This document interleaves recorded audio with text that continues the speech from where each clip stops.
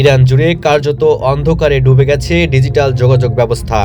সরকার বিরোধী বিক্ষোভ ও সহিংসতা ছড়িয়ে পড়ার মধ্যেই দেশটির কর্তৃপক্ষ সারা দেশে ইন্টারনেট সংযোগ বিচ্ছিন্ন করে দিয়েছে।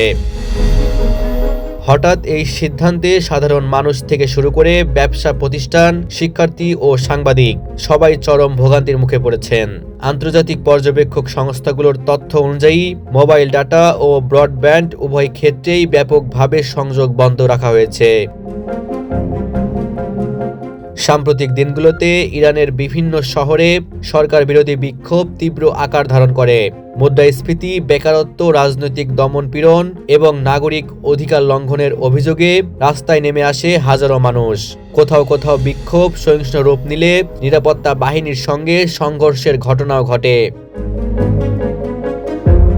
এই প্রেক্ষাপটেই সরকার জাতীয় নিরাপত্তা ও ভুল তথ্য ছড়ানো রোধের যুক্তি দেখিয়ে ইন্টারনেট বন্ধের সিদ্ধান্ত নেয়। ইন্টারনেট বিচ্ছিন্ন হওয়ার ফলে সামাজিক যোগাযোগ মাধ্যম, মেসেজিং অ্যাপ এবং আন্তর্জাতিক সংবাদ মাধ্যমে প্রবেশ প্রায় অসম্ভব হয়ে পড়েছে। ফলে দেশের ভেতরের পরিস্থিতি সম্পর্কে নির্ভরযোগ্য তথ্য পাওয়া কঠিন হয়ে যাচ্ছে। মানবাধিকার সংগঠনগুলো বলছে, ইন্টারনেট বন্ধ করে মূলত বিক্ষোভের খবর বিশ্ব থেকে আড়াল করা এবং আন্দোলনকারীদের মধ্যে যোগাযোগ বিচ্ছিন্ন করাই সরকারের লক্ষ্য।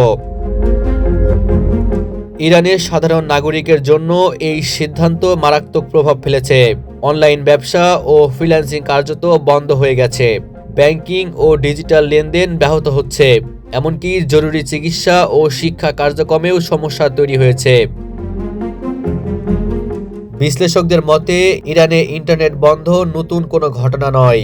অতীতেও বড় বিক্ষোভের সময় একই কৌশল অবলম্বন করেছে সরকার। তবে এবার পরিস্থিতির ব্যাপ্তি ও উত্তেজনা আগের চেয়েও অনেক বেশি।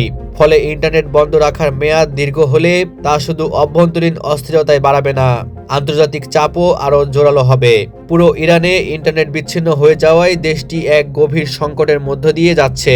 বিক্ষোভ, দমনপীড়ন আর তথ্য অবরোধ, এই ত্রিমুখী চাপ থেকে ইরান কোন পথে বেরিয়ে আসবে সেটা এখন আন্তর্জাতিক মহলের বড় প্রশ্ন।